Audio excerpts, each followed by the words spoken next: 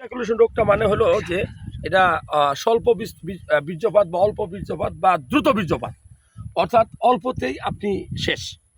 আপনি আপনার ওয়াইফের শরীরে প্রবেশের 1 মিনিটের মধ্যে যদি আপনার ইজাকুলেশন হয়, বীর্যটা যদি বের হয়ে যায়, আপনি না চাওয়ার পরেও, হ্যাঁ, আপনি চাইতেছেন কিন্তু পারতেছেন না, 1 মিনিটের মধ্যে বীর্যটা বের হয়ে যাচ্ছে। এই যে কন্ডিশনটা, এটা যদি লং টাইম চলে, মানে বলা হয় যে 3 মাস একটানা চলে, তাহলে এটাকে দ্রুত বীর্যপাত রোগ বলে। কেন হয়?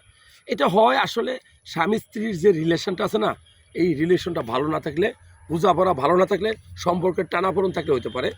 আপনি অনেক দিন প্রবাসে থাকেন, লং টাইম, 3-4 বছর পরে আপনি আসছেন, প্রথম দিকে হইতে পারে। এছাড়া আপনি যদি বিয়ে করেন, আপনার ভিতরে নার্ভাসনেস কাজ করে, তাহলে হইতে পারে। আপনার যদি ভিতরে অনেক দিন হস্তমৈথুন করার অভিজ্ঞতা বা এই বদভ্যাস থেকে খারাপ কাজের, তাহলেও হতে পারে। আপনার যদি টেস্টোস্টেরন লেভেলটা কমে যায়, তাহলেও হতে পারে। আপনার যদি শুক্রাণুর পরিমাণটা কমে যাও, তাহলে অনেক সময় আগ্রহ কমে। যাই হোক, প্রিমেচুর ইজাকুলেশন রোগটা এটা মানুষের সৃষ্টি। 80% মানুষের এটা হয়। মূলত ডিপ্রেশন, হতাশা, এনজাইটি, ভয়, ভীতি, অধিক উত্তেজিত হয়ে যাওয়া, এই কন্ডিশনগুলো থেকে রেহাই পাওয়ার উপায় হলো ডাক্তার দেখাবেন, এগুলো চিকিৎসায় ভালো হয়।